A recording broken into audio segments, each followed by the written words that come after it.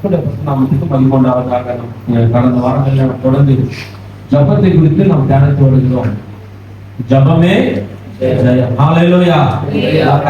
ஜபமே ஜெயம். எண்ணத்துக்கு எதுவா இருந்தாலும் ஜபம்தான் நமக்கு ஜெயத்தை கொடுக்கும். என்ன நம்முடைய வாழ்க்கையில் இருக்க வேண்டாம். நாம செய்தெல்லாம் நம்முடைய தீர்மானம், நம்முடைய பிளான், நம்ம திட்டம் எல்லாம் ஒன்றுமே கிடையாது. நம்முடைய பிளான் போட்டு போகலாம், நம்ம திட்டங்கள் தோல்வியில முடியலாம், நம்முடைய சூழ்நிலைகள் நமக்கு சாதகம் இல்லாமல் போகலாம். ஆனால் நிச்சயமாக சொல்லுகிறேன், ஜபம் ஒரு நாளும் ஒருபோதும் நம்ம வெட்கப்படுத்த விடவே கிடையாது. ஆகவே நம் ஜபத்துக்கு முதலிடத்தை கொடுத்து, ஜபத்துக்கு நாம் நம் உள்ளத்திலே நம் சிந்தனையிலும் ஜபம்தான் எனக்கு ஜெயத்தை கொடுக்கும், வேற ஒன்றுமே எனக்கு ஜெயம் வராது. கர்த்தருடைய அவருடைய கிருபையும் அவருடைய இரக்கமும், நான் ஜெபிக்கிற ஜபம்தான் எனக்கு ஜெயம் வரும் என்று உங்க உள்ளத்திலே அந்த எண்ணம் இருக்க வேண்டும், அந்த சிந்தனை இருக்க வேண்டும். நீங்க நினைக்கும் போதே கர்த்தர் அதை ஆஸ்வதிக்க வல்லமையுள்ள தேவனாய் இருக்கிறார். ஆகவே நாம் கடந்த வாழ்க்கையில் யாவேசு ஜபத்தை கொடுத்து பார்க்கிறோம். அவன் தாய் அவனை துக்கத்தோடு கொடுத்து இருக்கும் போது அவன் சொல்கிறான், அவன் வளரும் போது கர்த்தர் அவன் குடும்பத்தில் எல்லாவற்றையும் பார்க்கிலும் அவனை உயர்த்தி வைத்தான். அடுத்தபடியாக நெகேமியாவின் ஜபத்தை பார்க்கிறோம். நெகேமியா சொல்லுகிறான், அவன் என்ன சொல்லுகிறான், ஆண்டவரே ஆலயம் கட்டப்பட வேண்டும், அந்த இடிந்திருக்கிறதான ஆலயத்தை கட்டப்பட வேண்டும். அவன் ஜெபிக்கும் போது ஆண்டவர் அவனே எல்லா விதமான வழிவாசலை கட்ட திறக்கிறான். ஜெபம் மட்டும்தான் அவன் செய்கிறான், மற்ற எல்லாம் கத்தரே வாய்க்கப்படுகிறான்.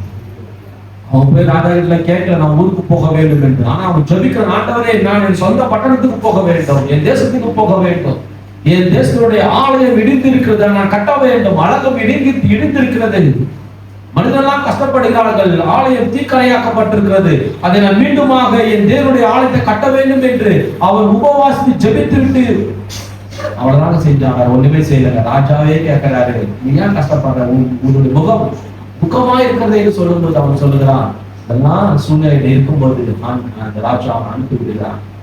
ஜபம் ஜெயத்தை கொண்டு வரும். ஜபிக்கிறவர் யாருக்குள்ள போய் நம்மளுக்கு தேவை சொல்லவே தேவையில்லை. யாருக்கும் போயிட்டு ஐஸ் வைக்கணும் அவசியம் இல்லை. நம்மளுடைய நம்ம குறைகள் இல்லைன்னு சொல்லி அவங்க கொடுப்பாங்க நினைக்கவே கூடாது. ஹல்லேலூயா. கடந்த கூட யாரும் கேட்கும் போது நான் சொல்றது, கர்த்தர் என்னை ஒரு குறை வைக்கல. ஹல்லேலூயா. எல்லாம் சொல்லு, கடந்து கர்த்தர் என்ன ஒரு குறையும் வைக்கலாம். கேட்கும் போது நீ எப்படி இருக்கிறீங்க, நல்லா இருந்தா சொல்ல போது இல்லைங்க, அது கஷ்டமா இருக்கு, இது கஷ்டமா சொல்லக்கூடாது. ஹல்லேலூயா. கர்த்தரை உயர்த்த வேண்டும், தேவனை மகிமைப்படுத்த வேண்டும். ஆண்டவரை நம்புகிறவர்கள், ஆண்டவரை விசுவாசிக்கிறவர்கள் நம்ம வாழ்க்கையில் கூட இருக்கதான் செய்யும். ஆனால் பிறகு சொல்லும் போது ஒரு வசதி படைத்தவர்கள், நல்ல உதாரண குணம் உள்ள மனிதர்கள் இடத்துல நம்ம கேட்கும் போது, நம்ம விசாரிக்கும் போது, நீங்க எப்படி இருக்கீங்கன்னா நம்மளுடைய குறைகளுக்கும் ஆனா சொல்லக்கூடாது. ஹல்லேலூயா. கர்த்தர் என்னை நிறைவாய் நடத்துகிறார், ஆண்டவன் ஒரு குறை இல்லாமல் நடத்துகிறார் சொல்லி பாருங்க. கர்த்தர் அவருக்கு மூலியமாய் பேசி உங்களுக்கு கொடுக்க வேண்டிய கர்த்தர் கொடுப்பான். யாரு மூலியமாவது நமக்கு நன்மை தேடி வரும். ஹல்லேலூயா. ஜெபிக்கிறவனுக்கு பல இடத்துக்கு நன்மை தேடி வரும், ஒரு பிரச்சனையும் கிடையாது. கர்த்தர் நம்மோடு கூட இருக்கிறார். கடந்த வாரத்துல ஒரு நண்பர் ஒருவர் கிராமத்துல ஓய்வு பண்றார். மதுராசத்துல முதல் ஒரு குழந்தை பிறந்தது, இறந்து உடனே குழந்தை இறந்து போனது. அந்த ரொம்ப கடினமான சூழ்நிலை, அந்த உலகத்துல ரொம்ப கஷ்டமான அந்த நாட்களில அங்க போயிட்டு ஒரு ஓப்பன் ஒரு மீட்டிங் நான் பேசி கொண்டிருக்கும் போதே அவங்க 5 அடிச்சுட்டு ஒரு பிரச்சனை பண்ண அந்த ஈவினிங்ல பாருங்க. அந்த மாதிரி பகுதி மோசமான பகுதி. திடீர்னு அவருக்கு ஹாஸ்பிட்டல் அட்மிட் பண்ணிடலாம். அந்த வாரத்துல 2 முறை 3 முறை ஃபோன் பண்ணாரு, ஹாஸ்பிட்டல் அட்மிட் ஆயிருக்கேன். இது எதுக்கு அவங்க ஃபோன் பண்றாங்க, கவர்மெண்ட் சொல்லிட்டா இல்லை ஏதோ ஒரு உதவி தேவைப்படுகிறது, அதனால நமக்கு ஃபோன் பண்றாரு. இன்னொரு நான் பேசியிருந்தேன்னா அவருக்கு ஃபோன் பண்றாரு, ஏதோ ஒரு உதவி பண்ணணும், ஆனா நம்ம கிட்ட பணம் இல்லை, பட் இருந்தாலும் பரவாயில்ல. நான் நினைச்சு கொண்டே இருக்கிறேன். டீ கடையில் உட்காந்து டீ குடிச்சுட்டு இருக்கும்போது திடீர்னு ஒரு மெசேஜ் வந்தது. செக் பண்ணி பார்த்தேன். மலேசியால இருந்து எனக்காக ஒருவர் போயிட்டு பேங்க்ல கியூல நீங்க நம்ம ஊர் மேல அந்த வச்சுட்டு பண்ண முடியாது, அவர் ரொம்ப பிஸியானவர், கியூல போய் பேங்க்ல நமக்காக ரிங்கத்தை மாற்றி அனுப்பிச்சுட்டார். ஹல்லேலூயா. கர்த்தர் நல்லவர். ஹல்லேலூயா.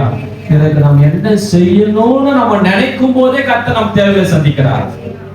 நான் சொன்ன அவர்கிட்ட, அவர் என்ன பண்ணான்னு தெரியல, பாவம் நண்பர் தான், அவர் என்ன பண்ணான்னு தெரியல, பெட்ரோலுக்கு என்ன பண்ணுவான்னு தெரியல, அவன் மனைவி எப்படி போகுன்னு தெரியல, ரொம்ப கஷ்டம் தான். நான் சொல்லும் போது அவர் உடனே போட்டு விட்டாரு. ஆனா எனக்கு பணம் வரல. நான் சொன்ன உடனே அவர் போட்டுட்டாரு. அவருக்கு எனக்கு பணம் வந்து நான் அவருக்கு போட்டு விட்டேன். ஹல்லேலூயா. நீங்களும் காணிக்கை தான் கொடுத்தீங்க, நான் உங்களுக்கு காணிக்கை தருவேன். ஹல்லேலூயா. தேவன் நம்ம தேவைகளை சந்திக்கிறவர். நாம் ஜெபிக்கும் போது நமக்கு என்ன தேவை என்பது நீ சொல்லவே தேவையில்லைங்க, அவராகவே உங்களுக்கு போன் பண்ணி கொடுப்பாங்க. ஹல்லேலூயா. அவர் அடிக்கடி சொல்லுவார், அடிக்கடி போன் பண்ணுவார். நான் அவருக்கு போன் பண்ணது கிடையாது. நான் மலேசியாவில் இருக்கும்போது கூட அவர் நான் நம்பர் வாங்கவே இல்லை. நான் வந்துட்டேன். அப்போ என் நம்பர் இன்னொரு அன்னைக்கு வந்த ராஜமாகிட்ட நம்பர் கேட்டு எனக்கு போன் பண்ணி திடீர்னு போன் பண்ணும்போது அந்த மழை காலத்துல எனக்கு யாரும் தெரியல. நல்லா இருக்கீங்களா கேட்கும் போது சரி நம்ம யாரும் சொல்லணும், நம்ம யாரும் சொல்ல கேட்க முடியாது. அதனால நான் நல்லா இருக்கிறேன், இன்னும் புரிஞ்சுக்க முடியல யாரு பேசுறாங்க. அப்புறமா தான் யோசித்து பார்க்கறேன், நான் இன்னைக்கு அப்படி பேசணும். அப்போ கூட எனக்கு விலகல, யாரா இருக்கும் எனக்கு விலகவே இல்லை. அப்பதான் கண்டுபிடிச்சேன். அவருக்கு பாருங்க, நமக்கு என்ன என்பது நம்ம தேவன் நம்முடைய தேவைகளை அறிந்திருக்கிறார். நம்ம எங்க போய் இருக்க தேவையில்லை, நம்முடைய கஷ்டம் சொல்ல தேவையில்லை, அவருக்கு தெரியும். ஏனென்றால் நம்முடைய தேவன் சர்வ வல்லமையுள்ள தேவனாய் கர்த்தர். அவர் யெகோவா ஈர், நம்முடைய தேவைகளை சந்திக்கிற தேவனாய் இருக்கிறார். அவர் நம்மை நடத்துவா. சின்ன ஜெபம் பெரிய மாற்றத்தை உருவாக்கும். சின்ன ஜெபம் தாங்க உங்க வாழ்க்கையில பெரிய மாற்றத்தை உருவாக்கும். பெரிய பெரிய பிரச்சனைகளை சின்ன ஜெபம் தான் அசால்ட்டா மாத்தி போடும். நம்ம நினைக்கிறோம் பெரிய பிரச்சனைக்கு ரொம்ப நேரம் ஜெபம் இல்லைங்க. மனப்பூர்வமாய் ஒன்னே இயேசுவின் நாமத்தினால நான் ஜெபிக்கிறேன், கர்த்தர் விடுதலை தருவாராக. பக்கத்துல பாசங்க, சின்ன ஜெபம் பெரிய மாற்றத்தை உருவாக்கும். ஹல்லேலூயா. சின்ன ஜெபம் ரொம்ப நேரம்லாம் ஜெபம் பண்ண தேவை. சில பேர் பல மணி நேரம் ஜெபம் பண்ணுவாங்க, வாழ்க்கையில மாறாம இருக்குன்னா சின்ன ஜெபம். ஆண்டவரே நான் போகிறேன், என்னோடு கூட வருவீனா, கர்த்தர் நடத்துவாராக. ரட்சிப்புக்காக ஜெபம் பண்ண நீங்க உபவாசம் ஜெபிக்கும் நல்லது, அதெல்லாம் செய்ய வேண்டியது நல்லது. உங்களுடைய வாழ்க்கையில ஆசீர்வாதத்துக்கு சின்ன ஜெபம் போகும். பிறருக்காக நீங்க ஜெபிக்கும் போது, வானத்தோடு கூட கண்ணீரோடு கூட ஜெபிக்கும் போது நிச்சயமா கர்த்தர் உங்களை ஆசீர்வதிப்பா. உங்கள் தேவைகளுக்காக நீ ரொம்ப நேரம் ஜெபம் பண்ண தேவை, சின்ன ஜெபம் போகும். ஏன்னா கர்த்தர் உன்னை கேட்கறதுக்கு முன்பதாகவே உன் தேவை என்ன என்பதை அவர் அறிந்திருக்கிறார். உனக்கு என்ன தேவைன்னா அவருக்கு தெரியும். நம்ம சொல்லி புரிய வைக்க தேவையில்லை. கர்த்தர் நம்ம தேவையெல்லாம் சந்திக்கவும் கொடுக்கவும் அவர் வளமுள்ளவராயிருக்கிறார். அவர் போதுமானவராயிருக்கிறார். இன்றைக்கு நாம் யோனாவின் புஸ்தகம் 2ஆம் அதிகாரம் 1ஆம் வசனம். இன்றைக்கு நாம் யோனாவுடைய ஜெபத்தை பார்க்க போகிறோம். யோனாவின் புஸ்தகம் 2ஆம் அதிகாரம் 1ஆம் வசனம்.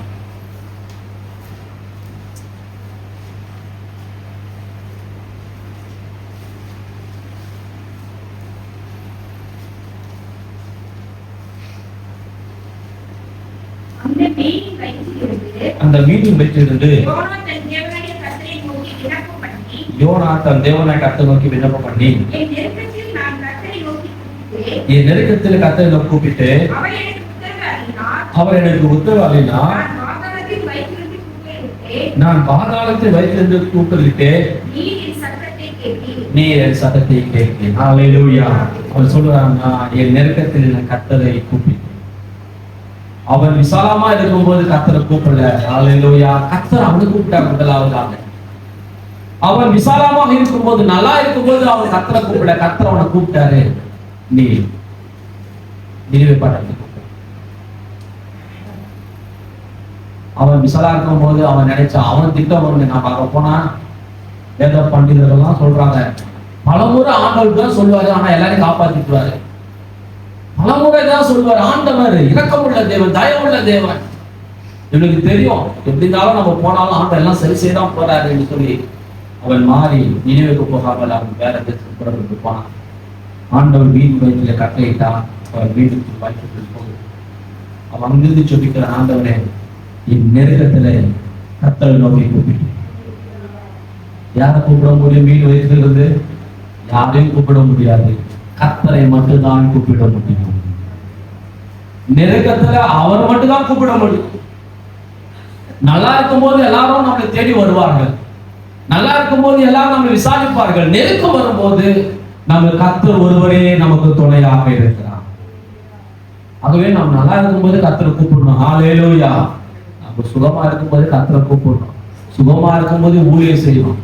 எல்லாம் செஞ்சுட்டு கடைசியில சில பேர் நல்லா வேலை செய்வாங்க, ரிட்டையர்ட் ஆகிற பிறகு ஒண்ணுமே இல்லாத பிறகு வயசான காலத்துல ஊழியம் செய்வாங்க. ஹல்லேலூயா. ஏன்னா வீட்டுல இருந்தா டைம் போகாது. யோனா தான் டிவி பார்க்க முடியும், அந்த நேரத்துல தான் உள்ளத்துக்கு வர்றது. அப்படிதான் நாம் இருக்க முடியாது. இப்பொழுதே கர்த்தருக்காக நாம் ஓடுவோம். ஹல்லேலூயா. நேரம் இருக்கும் போதே நாம் கர்த்தருக்காக செய்வோம், பிறருக்காக செய்வோம், பிறருக்காக ஓடுவோம். எதிர்காலங்களை கர்த்தர் பொறுப்பெடுத்துக் கொள்வான். எதிர்காலத்துக்கு பயப்படவே தேவையில்லை. நம்ம சில பேர் பயம் காட்டாம கிட்ட ஒண்ணுமே நீங்க சேர்த்து வைக்கிறீங்களே, உங்களுக்கு ஒண்ணுமே இல்லை, கவலைப்படாதீங்க. கர்த்தர் நம்ம வாழ்க்கையில போதுமானவனா இருக்கிறார். கர்த்தர் நம்மை நடத்துவா இருக்கிறார். இந்த யோனா சொல்லுங்க, ஆண்டவரே நெருக்க மாட்டிக்கொண்டான். கீழ்ப்படியாத நிமித்தமாக அவன் போக வேண்டிய பயணம் ஒன்று. அவன் தேவனுடைய வார்த்தைக்கு கீழ்ப்படியாமல் வேற இடத்துக்கு போகும்போது ஆண்டவர் அவன் போகிற பாதைகளை அவன் தாறுமாற ஆக்கினார். அவன் நிமித்தமாக கடல் கொந்தளிக்கிறது. ஒரு மனிதன் நிமித்தமாக கடலே கொந்தளிக்கிறது. பாருங்க, ஒரு மனுஷன் தப்பு பண்ணா என்ன பண்ணுது பாருங்க, கடலே கொந்தளிக்கிறது. இதான் ஒரு பெரிய பிரச்சனை. நாம நினைக்கிறோம் நாம சின்ன தப்பு தானே.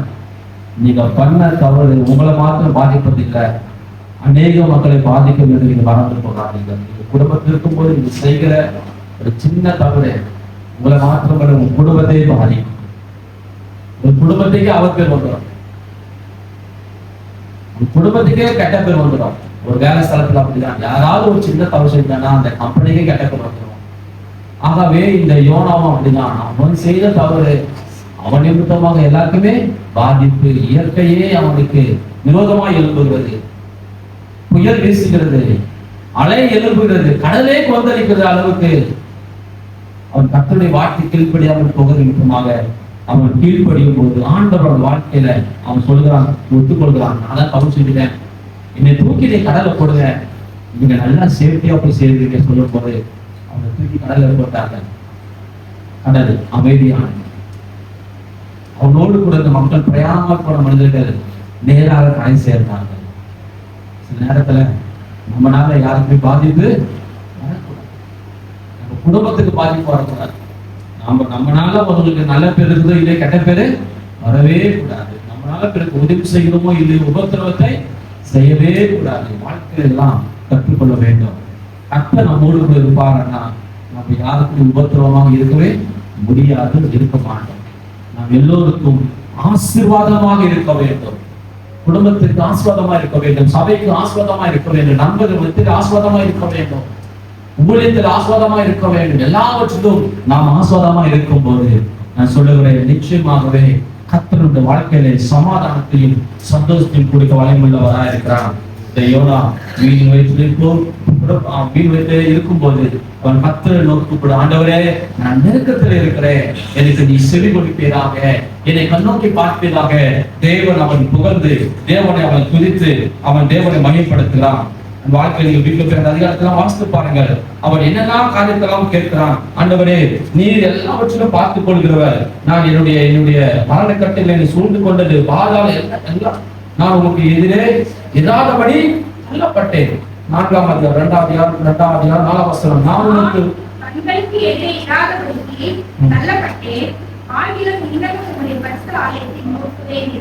பாருங்க, நான் உங்களுக்கு முன்பா நிக்க முடியாம தள்ளப்பட்டேன், ஆனாலும் இனியும் நான் உம்மோடு சேருவேன். ஹல்லேலூயா. தள்ளப்பட்டாலும் கர்த்தர் மீண்டுமாக நம்மை சேர்த்துக் கொள்கிற தேவனாயிருக்கிறார். நேரத்துல யோனா போல நாம பிறருக்கு பாரமா இருந்தாலும் ஆண்டவர் மீண்டுமாக நம்மை சேர்க்கிற தேவனாயிருக்கிறார். மீண்டுமாக அவர் ஆலயத்துக்குள் சேர்க்கிற தேவனாயிருக்கிறார். ஆண்டவர் நம்முடைய பாவத்தை மன்னிச்சுடுவாரு, மனுஷன் மன்னிக்க மாட்டான். ஹல்லேலூயா. ஆண்டவர் நம்முடைய பாவத்தை மன்னிச்சுடுவாரு, ஆனா மனுஷன் மன்னிக்க மாட்டான். நாமளும் அப்படிதான், பிறருடைய பாவத்தை கர்த்தர் மன்னிச்சுடுவாரு, நாம தான் மன்னிக்க மாட்டோம். அவன் செய்யலாம் இவன் செய்ய சொல்லிக்கொண்டே கர்த்தரே மன்னிச்சுடுவாரு, நாம தான் மன்னிக்க மாட்டோம். ஆகவே நாம் பிறர் மன்னிக்க வேண்டும், பிறர் கணம் பண்ண வேண்டும், கர்த்தரை நாம் துதிக்க வேண்டும். 8ஆம் அதிகாரம் 8வது வாசிங்க. 2ஆம் அதிகாரம் யோனா 2:8.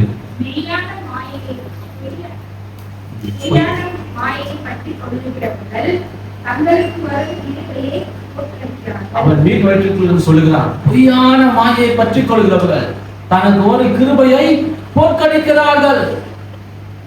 பொய்யான வாழ்க்கையை பற்றி கொள்கிறவர்கள், பொய்யான எண்ணத்துக்குள் வாழ்ந்து கொண்டிருக்கிறவர்கள் கிருபையை பொறுத்து ஆண்டவர் எல்லோருக்கும் கிருபை கொடுத்திருக்கிறார். அதான் சொல்லலாம், யோனா எல்லாருக்கும் கிருபை கொடுத்திருக்கீங்க. எனக்கும் நீங்க கிருபை கொடுத்திருக்கீங்க. ஆனா நான் பொய்யான மாயை நான் பற்றி கொடுத்ததால என் கிருபையை நானே போட்டு அடிக்கிறேன். இன்னைக்கு நமக்கு ஆண்டவர் கொடுத்திருக்கிற கிருபையை நாம் வீணடிக்கிறோம். ஆண்டவர் உனக்கும் எனக்கும் கிருபை கொடுத்திருக்கிறார். எல்லோருக்கும் அவர் அளவில்லாத கிருபை கொடுத்திருக்கிறார், அளவில்லாத அழைப்பை கொடுத்திருக்கிறார், அளவில்லாத ஊழியத்தை கொடுத்திருக்கிறார். எல்லோரையும் கத்த அழைச்சிருக்கிறார். எங்களை மட்டும் அல்ல, உங்களையும் கத்த அழைச்சிருக்கிறார். ஹல்லேலூயா. எத்தனை பேர் விசுவாசியின் கர்த்தரை அழைத்திருக்கிறார். இதெல்லாம் ஊழியம் செய்யணும். ஹல்லேலூயா. கர்த்தரை பாட வேண்டும், துதிக்க வேண்டும், வேத வசனத்தை தியானிக்க வேண்டும், உள்ளத்துல இருக்க வேண்டும். இன்னைக்கு நீங்க வேணா ஒரு சாதாரண ஆளா இருக்கலாம், எதிர்காலத்துல கர்த்தர் எப்படி மாற்றுவார்னு உங்களுக்கு தெரியாது. கர்த்தர் நீங்க உங்க மன விருப்பப்படி கர்த்தர் நிறைவேற்றுவார். உங்களை கிருபை கர்த்தர் கொடுத்திருக்கிறார். அந்த கிருபையை நாம நினைக்கிறோம், சாதாரணமாக நாங்க எண்ணுகிறோம். சில பேர் ஆண்டு எவ்வளவு கிருபை கொடுத்திருக்காரு. நான் பார்ப்பேன், சில பேர் அழகா பாடுவாங்க. நான் சொல்றோம், இந்த மாதிரி நான் பாடினா என்ன, எந்த நாட்டில் இருக்குன்னு தெரியாது, எந்த நாட்டில் இருக்குன்னு தெரியாது. கடவுளுக்கு இவ்வளவு கிருபை கொடுத்திருக்கிறாங்கன்னா நீ இப்படி இருக்கிறீங்க. அவங்க கிருபை அவங்களாவே போட்டு அடிப்பாங்க. பொய்யை பேசிக்கொண்டு, மாயமாக பேசிக்கொண்டு, பெருமையை பேசிக்கொண்டு, இல்லாத இருக்கதாக நினைத்துக் கொண்டு, அவதராய் பேசிக்கொண்டு, தன்னை குறித்து பெருமையாக பேசிக்கொண்டு அவர்கள் கிருபை அவங்களே போட்டு அடிக்கிறார்கள். இன்னைக்கு அநேக பேர் நம்ம வாழ்க்கையில் கர்த்தர் கொடுத்த கிருபையை நாமளே போட்டு அடிக்கிறோம். நாமளே அந்த கிருபை வீணடிக்கிறோம். அந்த கிருபையை நாம் பற்றிக் கொள்ள வேண்டும். யோவான் சொல்லுகிறான், ஆண்டவரே பொய்யான மாயை பற்றிக் கொண்டு அவர் கிருபைகளை போட்டு அடிக்கிறார்கள். நம்முடைய கிருபையை அநேக பேர் வீணடிக்கிறார்கள். போட்டு அடிக்கிறது வீணடிக்கிறது. கொடுத்த கிருபையை இன்னைக்கு நாம் வீணடிக்கிறோம். நாட்களை வீணடிக்கிறோம், காலங்களை வீணடிக்கிறோம். நாட்களையும் காலங்களையும் தூரப்படுத்திக் கொள்ள வேண்டும், சொல்லிக்க வேண்டும், வாழ்க்கையில் முன்னேற வேண்டும். ஒவ்வொரு நாளும் நாம் கர்த்தரை நோக்கி பார்க்கும்போது நான் சொல்றேன், நிச்சயமாய் கர்த்தர் நம்ம உயர்ந்த வளமுள்ள தேவனாய் இருக்கிறார். கிருபையை நாம் போட்டடிக்க கூடாது. யோவான் கிருபையை போட்டடைத்தார், ஆனால் மீண்டுமாக அந்த கிருபையை பெற்றுக் கொண்டான். அவர் சொல்லுகிறாங்க, எல்லாரும் கிருபையை போட்டடிக்கிறார்கள். ஆண்டவரே, என்னை நீ கிருபையாக என்னை நீர் மன்னிப்பீராக சொல்லும் போது அடுத்த வசனம் வாசி. நானும் வேண்டாம்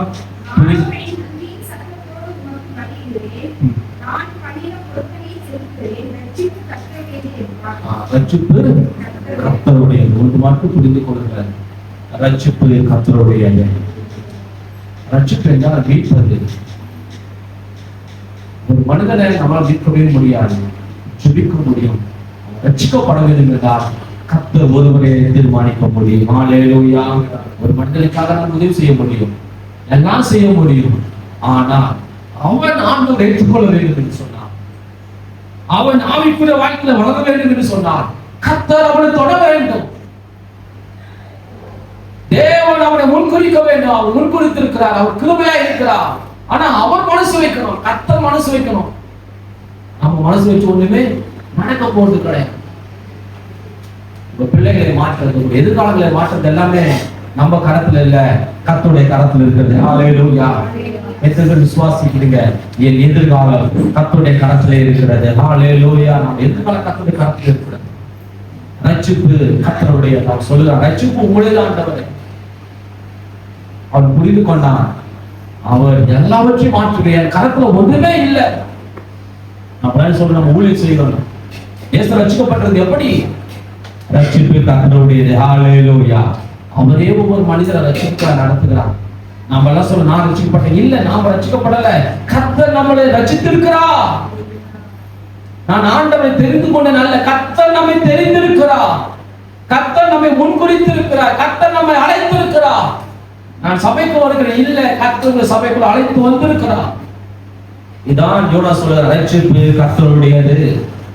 ஆகவே நீங்க ஜெபம் மட்டும் தான் நம்முடையது. ஹல்லேலூயா. ஜெபம் தான் நம்முடையது, வேலைலாம் நம்முடையது. ஆனா ரட்சிப்பு கர்த்தர் மட்டுமே தர முடியும். உங்கள் குடும்பத்தில் இருக்கிறவர்கள் ரட்சிக்கப்பட வேண்டும் என்றால் கர்த்தர் ஒருவரே அவர் மனசு தீர்மானிக்க வேண்டும், அவர் நடத்த வேண்டும். ஆகவே நாம் தொடர்ந்து ஜெபிப்போம். கர்த்தர் உங்களை கொண்டு, என்னை கொண்டு அவர் ரட்சிக்க வல்லவராயிருக்கிறார். ஒரு ஜெபத்தை கொண்டு, என் ஜெபத்தை கொண்டு அவர் மனம் இருக்க வேண்டும். ஆகவே பெரியமான தேவன், ரட்சிப்பு கர்த்தருடையது. அவரை நாம் நேசிப்போம்.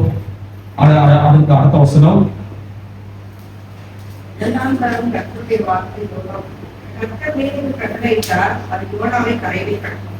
ஹல்லேலூயா. ஆண்டவர் மீனுக்கு கட்டளையிட்டார். அந்த மீன் யோனாவை பத்திரமாய் வந்து கரை சேர்த்தது. அவனுடைய வாழ்க்கையிலே சுகமாய் போய் கரை சேர வேண்டியவன் தேவனுக்கு கீழ்ப்படியாத நிமித்தமாக அவன் கடினப்பட்டு 3 நாள் மீன் வைத்துக் கொண்டிருந்து அவன் கரை வந்து சேருகிறான். நேரத்துல கர்த்தர் எப்படியோ நம்மளை கரை சேர்ப்பாரு. அது உண்மைதான். அழைத்தவர் உண்மை உள்ளவர். ஹல்லேலூயா. யோனாவை தீர்மானம் பண்ணினாரு, அழைச்சாரு, அவர் உண்மையுள்ளவரா இருந்தாரு. ஆனா அந்த பாதைகளை சுகமான பிரயாணங்களை போய் சேர வேண்டியவன் கடினமான பிரயாணத்துக்குள்ளாய் தன் வாழ்க்கையை மாற்றி கொண்டான். இன்றைக்கும் நம்ம அப்படிதான். நம்ம வாழ்க்கையை சுகமாய் நாம் பிரயாணம் பண்ண வேண்டியதை நாங்களாகவே கடினமான பாதையை உருவாக்கி கொள்கிறோம். தேவனுக்கு கீழ்ப்படியாமல் கடினமான பாதையை உருவாக்கி கொண்டிருக்கிறோம். தனிமையை நம்ம உடல் அந்த மீன் வைக்கிற 3 நாள் எப்படி இருந்திருப்பான். அவளை ரொம்ப கஷ்டமா இருந்திருப்பாங்க. தனிமையில பயத்துல வாழ்க்கையே மோசமான நிலைமையா இருந்திருக்கும். அந்த மாதிரிதான் சில பேர், அநேக பேர் தன் வாழ்க்கையில கடினமான பாதைக்குள் போய் கொண்டிருக்கிறார்கள். கர்த்தரை நோக்கி கூப்பிடுகிறார்கள், ஆனாலும் மகிழ்ச்சியா இருக்கணும். ஹல்லேலூயா. நம்ம எப்பொழுதுமே மகிழ்ச்சியா இருக்கும், சந்தோஷமா இருக்கும். ரொம்ப ஆசைப்படக்கூடாது. கர்த்தர் கொடுத்தது போதும் என்று நினைப்போம். ஹல்லேலூயா. கர்த்தர் கொடுப்பார், கர்த்தர் செய்வார். சந்தோஷத்தை இன்னைக்கு விட்டீங்கன்னா நாளைக்கு பெற்றுக்கொள்ள முடியாது. இன்னைக்கு இருக்கும்போது நீ மகிழ்ச்சியா இருக்க, இன்னைக்கு இருக்கும்போது சமாதானமா இருக்கும், இன்னைக்கு இருக்கும்போது எல்லா இடத்துல அன்பாய் பழகி கொள்ள வேண்டும், அன்பாய் நாம் நேசிக்க வேண்டும். இந்த இருக்கிற காலங்களை பிரயோஜனப்படுத்திக் கொள்வோம். நான் சொல்லுகிறேன், நம்ம வாழ்நாள் எல்லாம் கர்த்தர் நம்முடைய வாழ்க்கை மாற்ற வல்லமையுள்ளவராக. முதலாவதாக ஜெபத்தை பார்க்கிறோம். 2 முறை ஜெபிக்கிறார். முதலாவதாக அவன் மீன் வைத்துக் கொண்டு ஜெபிக்கும் போதுதான் இந்த சம்பவத்தெல்லாம் பாருங்க. 2வதாக அவன் ஜெபிக்கிறான். யோனாவின் புஸ்தகம் 4ஆம் அதிகாரம் 2ஆம் வசனம். கர்த்தரை நோக்கி விண்ணப்பம் பண்ணி, கர்த்தாவே, நான் என் தேசத்தில் இருக்கும் போதே நான் இதை சொல்லவில்லையா? இது நிமித்தமே நான் முன்னமே தர்ஷீஷுக்கு ஓடி போனேன். இது இரக்கமும் மனதுருக்கமும் நீடிய சாந்தமும் மிகுந்த கிருபையுள்ளவரும் தீங்கிக்கு மனஸ்தாபப்படுகிறவருமான தேவன் என்று அறிவேன். யோனாவுக்கு மிகவும் விசனமா இருந்தது. அவன் கடும் கோபம் கொண்டு, பாருங்க அவன் எப்படி ஜெபிக்கிறான். ரொம்ப கவலைப்பட்டு கோபம் கொண்டு ஜெபிக்கிறான். என்ன ஜெபிக்கிறான் அவன்? ஆண்டவரே, நான் அப்பவே சொன்னேன். நானு கோபத்தோடு கூட ஜெபிக்கிறான். அவனுக்கு ஒரு பிரச்சனை வரும்போது எப்படி ஜெபிக்கிறான்? ஆண்டவரே, நான் கஷ்டத்துல இருக்கிறேன், நான் நெருக்கத்துல இருக்கிறேன் சொல்லி ஜெபிக்கிறான். கடவுள் அவன் நெருக்கத்துல விடுதலை ஆக்கினாரு. இப்போ அவன் எப்படி ஜெபிக்கிறான்? கோபமா ஜெபிக்கிறான். ஆண்டவரே, நான் அப்பவே தெரியும், எனக்கு நீங்க எல்லாம் செய்வீங்க, அதனாலதான் நான் வந்து நினைவுக்கு போறேன், தர்ஷனுக்கு ஓடி போனேன். நீங்க என்ன சொல்றான்? அவன் விண்ணப்பம் பண்ணி, கர்த்தாவே, நான் என் தேசத்தில் இருந்த போதே தர்ஷத்துக்கு ஓடி போனேன். நீ இரக்கமும் மன ஒடுக்கமும் நீடிய சாந்த மிகுந்த கிருபையும் உள்ளவரும் தீர்க்கு மனசாப்படுகிற தேவன் என்று அறிவே. வெள்ள ஜோம் பண்ணும் நல்லா இருக்கு. 2வது ஜோம் பண்ணும்போது கடும் கோபமா ஜோம் மாட்டான். ஜோம் பண்ணும்போது என்ன சொல்றான்? நீங்க எவ்வளவு பெரியவரு, இதெல்லாம் செய்வீங்க, இவனுக்கு ஒரு கஷ்டம் வந்தது, அவன் சொன்னது நடக்கல. அவன் என்ன சொன்னான்? 40 நாள் இந்த பட்டரெல்லாம் அழிய போய் சொன்னான். அழில. கர்த்தர் கிருபை உள்ளவராக இருந்து அந்த யோனாவுடைய ஜபத்தை கேட்டவர் யோனாவை பாதுகாத்தார். ஆனா நினிவேவுடைய பட்டணத்தின் ஜபத்தை கேட்டு நினிவே பட்டணத்தை கர்த்தர் பாதுகாத்தார். ஹல்லேலூயா. இங்க பார்க்கிறோம், ஒரு ஊழியக்காரன் கூட திருப்பி கோபப்படுறான். ஊழியக்காரன் நினைக்கிறான், நான் சொன்னது நடக்கணும், அந்த உலகம் அந்த பட்டணம் அழிந்த பார்க்கணும்னு நினைக்கிறான். எவ்வளவு பெரிய ஊழியக்காரன். இன்னைக்கு அநேக பாருங்க எப்படி இருக்காங்க ஊழியக்காரன். அவன் சொன்னது நடக்கணும். மக்கள் எப்படி இருக்காங்கன்னு தெரியாது, நான் சொன்னது நடக்கும். இவ்வளோ பார்த்தா எல்லா இடத்துல சொல்றாங்க, அந்த தேசம் பட்டணம் அழியும் அழிந்தோடனே சொல்லிடுறாங்க. பாருங்க, நான் சொன்னேன் அழியுது. அந்த தேசம் பாதுகாக்கப்பட வேண்டும். ஹல்லேலூயா. டிவியில பாப்பா பாத்தீங்களா, ஏதாவது இங்க வந்தா ஏதாவது ஒரு பிரச்சனை வந்தா உடனே ஒரு ஊழியக்காரங்க ஏதாவது ஒரு ஊழியக்காரங்க கூடுவாங்க. இந்த பட்டணத்துல அழிவு வர போகுது, ஆண்டவருக்கு வெளிக்காட்டினார், அதை செய்தார் என்று சொல்லி. அப்படி அல்ல, கர்த்தர் பாதுகாக்க வேண்டும். ஹல்லேலூயா. ஆண்டவர் சொல்லியிருப்பாருன்னா, ஒரு தீர்க்கதரிசிக்கு ஆண்டவர் பட்டணம் அழிய போகுதுன்னு சொல்லியிருந்தாருன்னா, அந்த பட்டணத்துக்காக அந்த தீர்க்கதரிசி ஜெபித்திருக்க வேண்டும். ஹல்லேலூயா. ஆண்டவரே, அந்த பட்டணத்தை பாதுகாக்க வேண்டும். அந்த பட்டணத்தை பராமரிக்க வேண்டும். ஒரு தீர்க்கதரிசி பாருங்க எப்படி வாழ்க்கை மாறுகிறது. ஒரு தீர்க்கதரிசி வாழ்க்கையை உள்ளவே கல்லான உள்ளமாய் மாறி போகிறது. அவன் வாழ்க்கை நல்லா இருக்கும் என்று நினைக்கிறான். அவன் வாழ்க்கை பலிக்க வேண்டும் என்று நினைக்கிறான். ஆண்டவர் சொன்னாரு, இத்தனை மக்கள் சாக போறாங்க, இத்தனை மக்கள் அவன் ஒருவேளை யோனா அவனுக்காக மனசாப்படி ஜெபித்திருக்கலாம். ஹல்லேலூயா. ஆண்டவரிடத்திலே போய் ஜெபித்திருக்கலாம், ஆண்டவரே இந்த பட்டணத்தை அழிக்கக்கூடாது, ஆண்டவரே இந்த பட்டணத்தை அழிக்காமல் பாதுகாத்துக் கொள்ளுங்க இந்த ஆண்டவரே என்று யோனா ஜெபித்திருக்க வேண்டும். அவன் ஜெபிக்கவில்லை, மாறா அந்த பட்டணங்கள் ஜெபித்தது. அந்த பட்டணம் ஜெபிக்கும் போது, அந்த பட்டணம் உபவாசித்து தேவ சமூகத்தில் இருக்கும் போது கர்த்தர் அந்த பட்டணங்களை கர்த்தர் பாதுகாத்த தேவனாய் இருக்கிறார். நான் சொல்லுகிறேன், ஊழியக்காரரை பார்க்கிறோம், சாதாரண பட்டணத்தை சபத்தை கர்த்தர் கேட்கிறார். ஹல்லேலூயா. உங்களுடைய வாழ்க்கையில அழிவு வரலாம், உங்கள் நிலைமைகள் மோசமா இருக்கலாம். தீர்க்கதரிசி சொல்லியிருக்கலாம், உங்களுக்கு இதெல்லாம் நடக்க போகிறது, உங்களோட வாழ்க்கையில பிரச்சனை வரப்போகுது, உங்க வாழ்க்கையில போராட்டம் வரப்போகுது. யாராவது உங்களுக்கு தீர்க்கதரிசி சொல்லியிருக்கலாம். எதை குறித்து காலங்காதிருங்கள், கர்த்தர் இரக்கமுள்ள தேவனாய் இருக்கிறார், கர்த்தர் தயவுள்ள தேவனாய் இருக்கிறார். அவர் இரக்கமுள்ளவர், தயவுள்ளவர், அன்புள்ளவர். அவரை புகழ்ந்து பாட வேண்டும், அவரை துதிக்க வேண்டும். நம்முடைய வாழ்க்கை அவருடைய கடத்தில் தான் இருக்கிறது. ஹல்லேலூயா. இந்த வாழ்க்கை யாருக்கு இருக்கிறது? அவருடைய கடத்தில் இருக்கிறது. ஊழியர்கள் ஏதாவது சொல்லலாம், கவலைப்படாதீர்கள். யாராவது உங்களுக்கு சாப்பிடலாம், கவலைப்படாதீர்கள். கர்த்தர் எல்லாவற்றையும் மாற்றிக்கொள்ள வல்லமையுள்ளவராய் இருக்கிறார். மனிதர்கள் நமக்கு என்ன சாபம் விட்டாலும் பழிக்க போவதே கிடையாது. சில பேர் நம்ம மேல கோபத்துல சொல்லலாம், ஏதாவது தீங்கு நினைக்கலாம், கவலைப்படாதீங்க. தீங்கெல்லாம் கர்த்தர் நமக்கு நன்மையாய் மாற்றி கொடுக்க வல்லமையுள்ளவராய் இருக்கிறார். யோனாவுடைய வாழ்க்கையை பார்க்கிறோம்.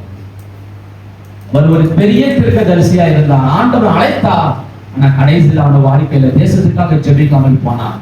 ஆனா அந்த பட்டணத்தின் மக்கள்கள் உபவாசித்து ஜெபித்து தன் வாழ்க்கையை மாற்றிக் கொண்டார்கள்.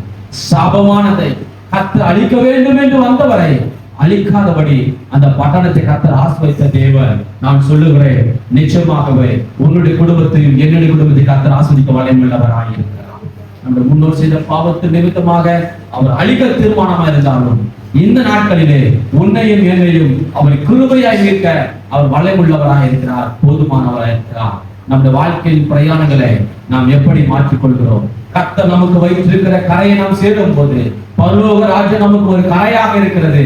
பரலோக ராஜ்யம் தான் நமக்கு ஒரு கரையாக இருக்கிறது. அந்த கரையை நாம் போய் சேர வேண்டும், அந்த எல்லையை போய் நாம் சேர வேண்டும். எப்படி நாம் சேர வேண்டும்? பொறுமையாக, தாழ்மையாக, தேவன் நமக்கு கொடுத்திருக்கிற அந்த வாழ்க்கையை, தேவன் நமக்கு கொடுத்திருக்கிற அந்த வாழ்க்கை பயணத்தை நாம் சந்தோஷமாக, சமாதானமாக கர்த்தருடைய வாழ்க்கையை ஒப்பு கொடுக்கும் போது நாம் கரெக்டாக போய் சேர முடியும். ஹல்லேலூயா. யோனாவை போல நாம் கீழ்ப்படியாமல் இருப்போம் என்றால் நாம் வாழ்க்கை போய் கரை சேருவோம், துக்கத்தோடு கொண்டு போய் சேருவோம், கவலையோடு போய் சேருவோம். இன்னைக்கு ஏன் நம்முடைய வாழ்க்கையில கடன், இன்னைக்கு ஏன் நம்முடைய வாழ்க்கையில பிரச்சனைகள், இன்னைக்கு ஏன் நம்முடைய வாழ்க்கையில பிள்ளைகள் கீழ்ப்படிவார்கள், குடும்பத்தில் சமாதானம் இல்லை, இன்னும் ஏன் நம்முடைய வாழ்க்கையில துக்கத்தோடு கூட நாம் வாழ்க்கை வாழ்ந்தோம் என்று சொன்னால் ஒரே ஒரு காரணம், நாம் தேவனுக்கு கீழ்ப்படியாமல் இருப்பதுதான். ஹல்லேலூயா. நாம் தேவனுக்கு கீழ்ப்படியாமல் இருப்பதுதான் நம்முடைய வாழ்க்கையில துக்கத்திற்கு காரணம். அதை நாம் எல்லாரும் புரிந்து கொள்ள வேண்டும். ஒவ்வொரு நாம் புரிந்து கொள்ள வேண்டும், என் வாழ்க்கையில் கஷ்டத்துக்கு நான் தான் காரணம். அந்த எண்ணம் வந்துச்சுன்னா நான் சொல்லுகிறேன், நிச்சயமாக கர்த்தர் உயர்த்த வல்லமையுள்ளவராய் இருக்கிறார். ஹல்லேலூயா. நம்ம வாழ்க்கைக்கு கஷ்டத்துக்கு யார் காரணம்? சொல்லுங்க, எல்லாம் சத்தமா சொல்லுங்க. என் வாழ்க்கை கஷ்டத்துக்கு ஆமா நாம தான் காரணம். யாருமே காரணமே கிடையாது. இவங்க என்னை ஏமாத்திட்டாங்க, இவங்க என்னை சொல்லிட்டாங்க, என்னை அவதூறா பேசிட்டாங்க, யாருமே காரணம் கிடையாது. நம்முடைய வாழ்க்கையில கஷ்டத்துக்கும் காரணம் நாம தான், ஆசீர்வாதத்துக்கு காரணம் நாம தான். ஆகவே நம்முடைய வாழ்க்கையை ஜாக்கிரதையாக, பொறுமையாக, கர்த்தருக்கு கீழ்ப்படிந்து செய்கிற வேதம் என்ன சொல்றதோ அதை போய் நடந்தா போதும். ஹல்லேலூயா. ரொம்ப மிஞ்ச நீதிமானம் கூட எதை சொல்ற, ரொம்ப மிஞ்ச நீதிமானம் இருக்காதீங்க. ரொம்ப மிஞ்ச நீதிமான் சின்ன சின்ன விஷயத்தெல்லாம் பெருசா நினைக்கவே கூடாது. ஹல்லேலூயா. அந்த சின்ன விஷயத்துக்கு என்னவோ அவ்வளவுதான். சின்ன விஷயத்த பெருசா நினைச்சு அவங்க என்ன தப்பா நினைச்சிட்டு இருப்பாங்க, இப்படி நினைச்சிட்டு இருப்பாங்களோ அப்படி நினைச்சிட்டு இருப்பாங்க. யாரும் நம்ம என்ன நினைச்சா என்ன? ஹல்லேலூயா. கர்த்தர் நம்மை நினைக்க வேண்டும். ஹல்லேலூயா. எதை குறித்து கலங்காதீங்க, எதை குறித்து யோசிக்காதீங்க. சில பேர் யோசித்து பிறக்காக வாழ்வாங்க. அவங்க என்ன நினைப்பாங்க, இவங்க என்ன நினைப்பாங்க, இப்படி பேசாம அப்படி நினைப்பாங்களா, அப்படி போனாங்க, யார் என்ன நினைச்சா கலங்காதீங்க, பயப்படாதீங்க. உங்களுக்கு கொடுத்த ஓட்டத்தை நீங்கள் பொறுமையோடு கூட ஓடுங்க. உங்களுக்கு ஆண்டவர் கொடுத்திருக்கிற ஓட்டங்களை நீங்கள் பொறுமையோடு கூட ஓடும் போது நான் சொல்லுகிறேன், நிச்சயமாகவே கர்த்தர் நம்மை நடத்துகிற தேவனாக இருக்கிறார். ஜெபமே ஜெயம். ஜெபத்தால் வாழ்க்கையை மாற்றும். தொடர்ந்து ஜெபிப்போம், ஜெபிக்க தீர்மானிப்போம். எதிர்காலங்கள் உங்களை கரத்தில் இருக்கிறது. ஹல்லேலூயா. அந்த நெகேமியாவின் ஜெபத்தை பார்த்தோம். அவன் வாழ்க்கையில அவன் எதெல்லாம் அவன் ஆசைப்பட்டு ஒண்ணுதாங்க, ஜெபித்தது சின்னதாங்க, ஆனா கர்த்தர் அவனை கொண்டு செய்த காரியங்கள் பயங்கரமான. அவன் சாதாரண ஒரு பான பாத்திரக்காரன், அந்த ராஜாவுடைய அரண்மனையில உணவு பரிமாறுகிறவன், வேலைக்கு போய் ராஜாவுக்கு போய் உணவு கொடுக்கிறவன், நேரத்துக்கு போய் ராஜா டேபிள்ல போய் உணவு வைக்கிறவன். ஆனால் அவனை கொண்டு ஆண்டவர் பெரிய ஆலயத்தை கட்டினார். ஹல்லேலூயா. அலங்கத்தை கட்டினான். அவனுக்கு இதுக்கு சம்மதமே இல்லை. ஆனா ஒன்னே ஒண்ணுதான், அவர் உள்ளத்தில் இருக்கிற பாரங்கள், கஷ்டங்கள் கர்த்தர் அவனை கொண்டு உயர்த்தினார். நான் சொல்லுகிறேன், ஆண்டவர் உங்களை உயர்த்த வேண்டும் என்றால், ஆண்டவர் உங்களை பயன்படுத்த வேண்டும் என்றால், முதலாவதாக உங்களுக்கு ஊழியத்தின் மீது பாரங்கள் இருக்க வேண்டும், தேசத்தின் மீது பாரங்கள் இருக்க வேண்டும், மக்கள் மீது கரிசனை இருக்க வேண்டும். ஆண்டவர் அப்படிப்பட்ட மனிதர் தான் கர்த்தர் பயன்படுத்துவார். பிறர் மீது கரிசனை உள்ளவர்கள், பிறர் மீது அக்கறை உள்ளவர்கள், ஊழியத்தின் மீது அக்கறை உள்ளவர்கள், எதுவுமே எதிர்பார்க்காமல் கர்த்தருக்கு செய்கிறவர்களை தான் கர்த்தர் உயர்ந்த இடத்துல வைப்பார். சுயநலவாதிகளை ஒருபோதும் கர்த்தர் உயர்த்தவே மாட்டார். சுயநலவாதிகளை உயர்வே முடியாது. தன் பிள்ளைகள், தன் குடும்பம், தன் வீடு என்று சொல்லுகிற வாழ்க்கையில ஒரு நாள் உயர்வை பார்க்கவே முடியாது. பிறருக்காக செய்கிறவனே கர்த்தர் நமக்காக செய்ய வளைவுள்ளவராக இருக்கிறார். எவ்வளவு பேரை பார்த்திருக்கிறேன், ஊழியம் செய்வார்கள், தனக்கு என்று வைத்துக் கொள்வார்கள். அவருடைய பிள்ளைகள் வாழ்க்கையெல்லாம் பார்க்க ரொம்ப கஷ்டமா இருக்கும். 37 வயசு கல்யாணம் இருப்பேன், 36 வயசு, 35 வயசு வாழ்க்கையில் அநேக பேர் எதற்காக குடும்பம் குடும்பம் குடும்பம் என்று சொல்லுவோம். பிறருக்காக என்ன செய்யும் அதுதான் அவங்க செய்ததாயிற்று ஆண்டு சொன்னார். பிறர் பிள்ளைகளுக்கு இவங்க என்ன செய்யலாம் அதுதான் அவங்க பிள்ளைகளுக்கு. அவை பிரியமான தேவன் சொன்னமே, பிறருக்காக நாம் வாழுவோம், பிறருக்காக ஓடுவோம், கர்த்தருக்காக வாழுவோம், கர்த்தருக்காக நிற்போம். நாம் நிற்கும் போது நான் சொல்லுகிறேன், நிச்சயமாகவே கர்த்தர் உன் தேவையெல்லாம் சந்திக்க வளைவுள்ளவராக. 1 Peter 5 சொல்லிட்டு, அவர் உங்களை விசாரிக்க நாடுபடி அவர் கவலையெல்லாம் அவர் மீது வைத்து விடுங்கள். அவர் நம்மை விசாரிக்கிறார். நம்முடைய பாரத்தை நாம் சுமக்க வேண்டிய அவசியமே கிடையாது. நம்முடைய வாழ்க்கையெல்லாம் அவர் ஏற்கனவே வகுத்து வைத்திருக்கிறார். நாம் எத்தனை வருஷம் வாழ போகிறோம், நாம் எப்படி வாழ போகிறோம், நம்முடைய வாழ்க்கையில் எல்லாம் என்ன வேண்டும் என்று எல்லாம் வகுத்து வைத்திருக்கிறார். கீழ்ப்படியும் போது இப்படி வாழ்க்கை இருக்கும், கீழ்ப்படியாத போது இப்படி வாழ்க்கை இருக்கும். 2 விதமான வாழ்க்கை இருக்குது உங்களுக்கும் எங்களுக்கும். இன்னைக்கு ஆதாம் கீழ்ப்படிந்திருந்தானால் தேவன் வகுத்து வைத்த வாழ்க்கை வித்தியாசமா இருந்திருக்கும். அவன் கீழ்ப்படியாத நிமித்தமாக அவனுக்கு ஒரு வாழ்க்கை வைத்திருந்தால் அந்த வாழ்க்கைக்குள்ளாய் நாம் நடந்து வருகிறோம். உனக்கு 2 விதமான வாழ்க்கை இருக்கிறது, எனக்கு 2 விதமான வாழ்க்கை இருக்கிறது. கர்த்தருடைய சித்தத்துக்கு கீழ்ப்படியும் போது ஒரு வாழ்க்கையை அவர் வகுத்திருக்க வாழ்க்கைக்கு கர்த்தர் ஒப்புக்கொடுப்பார். கீழ்ப்படியாத போது நம்முடைய வாழ்க்கை என்ன என்பது அவனுக்கு தெரியும். நம்ம எதெல்லாம் சந்திக்க வேண்டும், எதெல்லாம் போராட வேண்டும் என்பதை அந்த வகுத்திருக்கிற வாழ்க்கைக்கு நேராய் நாம் புறப்பட்டு கடந்தனாக வேண்டும். யோனா கீழ்ப்படிந்திருப்பான். அன்றைக்கே அவன் சொன்ன பட்டணத்துக்கு ஆண்டவர் சொன்ன நினைவு பட்டணத்துக்கு போயிருப்பான். ஆனால் அவன் அந்த துக்கத்தை அனுபவித்திருக்க தேவையில்லை. ஆனால் தேவன் அவனுக்கு 2 விதமான பயணத்தை வைத்தார். அவன் கீழ்ப்படியும் போது ஒரு பயணம், கீழ்ப்படியாத போது இன்னொரு பயணம். இந்த பயணத்தில் அவன் எவ்வளவு கஷ்டப்பட்டான் என்பதை நாம் அறிந்திருக்கிறோம். ஆகிய உனக்கும் எனக்கும் 2 விதமான பயணம் இருக்கிறது. 2 விதமான பயணத்தை கர்த்தர் அறிந்திருக்கிறார். கர்த்தருக்கு தெரியும் 2 விதமான பயணமும். கீழ்ப்படியும் போது ஒரு பயணம், கீழ்ப்படியாத போய் இன்னொரு பயணம். ஆகவே அந்த பயணத்தை நாம தான் தெரிந்து கொள்ள வேண்டும். கர்த்தருடைய சமூகத்தில் ஆண்டவரை நான் கீழ்ப்படுகிறேன், நான் விசுவாசிக்கிறேன், என் வாழ்க்கையுடைய கரத்துல ஒப்பு கொடுக்கிறேன், அப்படி சித்தத்தபடி செய்யும் என்று சொல்லும் போது அவர் நமக்கு ஏற்கனவே உருவாக்கி ஏற்கனவே நமக்கு தயாரித்து வைத்திருக்கிற வாழ்க்கையை நம்மளை வாழும்படியாக கர்த்தர் நம்மளுக்கு வைத்திருப்பார். நாமளாகவே தேர்ந்து கொண்டிருக்கிற வாழ்க்கை கடினமான வாழ்க்கை. நாமளாகவே சில பேர் அவர்களாகவே கர்த்தரிடத்துல கேட்காமல் தன் இஷ்டம் போலவே தன் வாழ்க்கையை தெரிந்து கொள்கிறார்கள். ஆண்டவரத்தில் கேட்பதும் கிடையாது, ஆண்டவருக்கு பிரியமாய் நடப்பதும் கிடையாது, தன் இஷ்டம் போல வாழ்கிறார்கள். ஆரம்பம் பார்க்கும்போது பயங்கரமாக இருக்கும், ஆரம்பம் பார்க்கும்போது ஆச்சரியமாக இருக்கும், முடிவு சொற்ப நாட்களிலே பார்க்க முடியும். அவர் வாழ்க்கை, அவர்களால் தெரிந்து கொண்ட வாழ்க்கை, அவர்களால் கீழ்ப்படியாக செய்த வாழ்க்கை, அவர் முடிவு 3 மாசம் 4 மாசம் ஈஸியா பார்த்தாங்க. ஆகவே நம்முடைய வாழ்க்கைகளும் நம்முடைய எதிர்காலங்களும் கர்த்தருடைய தரத்தில் கொடுக்க வேண்டும். ஒரு சபைக்கு நான் செல்வேன், ஆரம்பத்தில் சபைக்கு அடிக்கடி நான் தான் சபையில செய்து கொடுப்பேன், யாராவது செய்து கொடுப்பாங்க. அந்த சபையில இருக்கிற எனக்கு தெரியும், அந்த சபையில சின்ன பிள்ளைகளும் தெரியும், 6 பெண் பிள்ளைகள் சபையில. எல்லா பிள்ளைங்களும் லவ் மேரேஜ் தான் பண்ணாங்க, அந்த சொந்தக்கார பிள்ளைங்கள, அந்த பிள்ளைங்கள.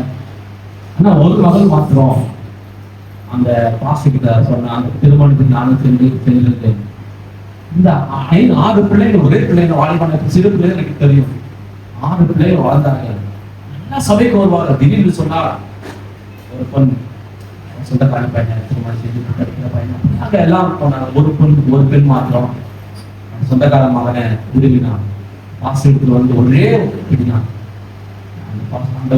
பாஸ்டர் அந்த மகன் நான் விரும்புகிறேன், ஆனால் அவங்க ஞானத்தை எடுக்கணும், அப்போதுதான் நான் திருமணம் செய்து கொள்ளும். அந்த பாஸ்டர் அந்த மாதிரி அந்த பொண்ணுடைய அந்த பையனுடைய தகப்பனாதான் கோயில பூசாரி. ஆனா அந்த மகன் ஒரே ஒரு முடிவு தான், நீங்க ரட்சிக்கப்பட்டாதான் நான் திருமணம் செஞ்சது, சபைக்கு வந்தாதான் திருமணம் செஞ்சது, இல்லைன்னா முடியாது. அந்த மகன் சபைக்கு வந்தான், ஞானம் கொடுத்தாரு, திருமணம் நடந்தது. அதனால திருமணம் நடந்தது. 6 பேருடைய வாழ்க்கையில இந்த மகள் வாழ்க்கை மட்டும்தான் ஆசீர்வாதமான வாழ்க்கையாக இருக்கிறது. அந்த மகளுக்கு அந்த மகன் திருமணம் செய்வதற்கு முன்பதாக அழகான வீடை கட்டி கொடுத்து அந்த 5 பிள்ளைகளும் இன்னைக்கு இருக்கிறார்கள். ஒரு மகள் திடீர்னு வந்து ஒரு நாள் வந்து பாஸ்ட் காலையில் இருந்தார், ஒரு குழந்தை வைத்து வந்து கணவன் அடிக்கிறார், சந்தேகப்பட்டு. இன்னொரு மகள் ஒரு நாள் பாஸ்ட் வீட்டுக்கு வந்து என்ன கேட்கும் போது, எங்க வீட்டுக்கு போதை பொருளுக்கு அடிமை, கஞ்சாக்கு அடிமையாகி நான் நேசு போனேன், சபை விட்டு போனேன், வாழ்க்கை வீணாகி போனேன். இன்னொரு மகன் வீட்டை கூட விட்டே ஒதுக்கு முடிவிட்டான். வாழ்க்கை எப்படி தாறுமாறாகும். கர்த்தருக்குள் நம்ம வாழ்க்கையை அர்ப்பணிக்க வேண்டும், தேவனுக்காக வைராக்கியமாக இருக்க வேண்டும். ஆண்டவரே, நீதான் என் வாழ்க்கையில் முக்கியமானவர், நீதான் என் வாழ்க்கையில எல்லாவற்றுக்கும் எல்லாமானவர். கடந்த ஆண்டுல அந்த திருமணத்துக்கு நானும் போதெல்லாம் திருமணத்தை நடத்தி வைத்தோம். எனக்கே ஆச்சரியமாக இருந்தது. திருமணத்துல அந்த பாஸ்டர் சொன்னார், இந்த மகளுடைய வைராக்கியம், கர்த்தருக்காக நிற்க வேண்டிய வைராக்கியம். இன்னைக்கு அந்த மகள் ஆசீர்வாதமா இருக்கிறார். கர்த்தரை தெருவுலோ ஒரு நன்மை குறைபடாது. கர்த்தரை முன்பதாக வைக்கிறவர்கள் கர்த்தருடைய வாழ்க்கை, தன்னுடைய வாழ்க்கை கர்த்தருக்கு தருகளுடைய வாழ்க்கை ஒருபோது வீணாய் போவதே கிடையாது. தன் வாழ்க்கையை தானா ஏற்றுக்கொள்கிறவர்கள், தன் வாழ்க்கையை ஆண்டவரை ஓர கட்டிவிட்டு எனக்கு இதுதான் முக்கியம், இந்த வேலை தான் முக்கியம், இந்த நபர் தான் முக்கியம், இந்த பதவி தான் முக்கியம், இந்த பணம் தான் முக்கியம் என்று சொன்னோட வாழ்க்கைலாம் இன்றைக்கு ஒன்றுமில்லாமல் இருக்கிறது. எங்கு போனாலும் ஏமாற்றம் தான். கர்த்தரை தள்ளிவிட்டு நாம் எந்த வேலைக்கு போனாலும், கர்த்தரை தள்ளிவிட்டு எந்த நட்புக்குள் நாம் பழகினாலும், கர்த்தரை தள்ளிவிட்டு எந்த ஒரு உறவு நமக்கு பெரிதாய் காணப்படுகிறதோ அதெல்லாம் நம்முடைய வாழ்க்கையில ஒரு நாள் துன்பத்தை அனுபவிக்க வேண்டும். நாம் மறந்து போகக்கூடாது. துன்பம்தான். ஆண்டவர் இல்லாத எந்த ஒரு வாழ்க்கையும் நம்ம வாழ்க்கையில் துன்பம் தான். ஆகவே நம்முடைய மன விருப்பத்தை கர்த்தர் நிறைவேற்றுவார், அது எந்த ஒரு சந்தேகமும் கிடையாது. நம்முடைய மன விருப்பத்தை நிறைவேற்றுவார். ஆனால் கர்த்தருக்கு முதலிடத்தை கொடுக்க வேண்டும். எதை செய்தாலும் கர்த்தர் நாமத்துக்கு மகிமை என்று வாழ வேண்டும். எதை செய்தாலும் கர்த்தருக்கு பிரோஜனமா இருக்க வேண்டும். கர்த்தர் நாமத்துக்கு மகிமையா இருக்க வேண்டும். கர்த்தரை உயர்த்த வேண்டும். உயர்த்தும் போது நான் சொல்லுகிறேன், நிச்சயமாய் கர்த்தர் உன்னை என்னையும் உயர்த்துவார். கர்த்தரை உயர்த்தினால் நம்ம உயர்த்துவார். வேதம் சொல்லுகிறது, நீ என்னை கனம் பண்ண நான் உன்னை கனம் பண்ணி. கர்த்தரை கனம் பண்ணி பாருங்க, அவர் உங்களை கனம் பண்ணுவார். கர்த்தரை உயர்த்துங்க, அவர் உங்களை உயர்த்துவார். எவ்வளவு கர்த்தரை உயர்த்தி ஆராதிக்கிறார்களோ கர்த்தர் உயர்ந்த இடத்துல கர்த்தர் வைக்கிறார். தேவனை புகழ்ந்து பாடுற வாழ்க்கையில கர்த்தர் அவர்களை புகழும்படியா கர்த்தர் உயர்த்தி வைக்கிறார். தேவனை துதிக்கிறவர்கள் அநேக மக்கள் நம்முடைய கனம் பண்ணும்படியா கர்த்தர் மாற்றுவார். ஏனென்றால் ஆண்டவர் வாக்கு பண்ணியிருக்கிறார், என்னை கனம் பண்ணுகிறவனை நான் நிச்சயமாய் கனம் பண்ணுவேன். என்னை யார் உயர்ந்த இடத்துல ஒரு வாழ்க்கையில வைக்கிறீங்களோ ஆண்டவர் சொல்ற, நான் ஒரு உயர்ந்த இடத்துல வைப்பேன். ஆகவே கர்த்தரை கனம் பண்ணுவோம், கர்த்தரை நேசிப்போம். கர்த்தரை நமக்கு வைத்திருக்கிற வாழ்க்கைக்கு நேராக புறப்பட்டு போகுவோம். அவர் சித்தத்துக்கு நம்முடைய வாழ்க்கையை ஒப்பு கொடுப்போம். நிச்சயமாய் அவர் நம்ம வாழ்க்கையை மாற்றவும், நம்மளை பராமரிக்கவும், நம்மளை பாதுகாக்கவும் அவர் போதுமானவராக இருக்கிறார்.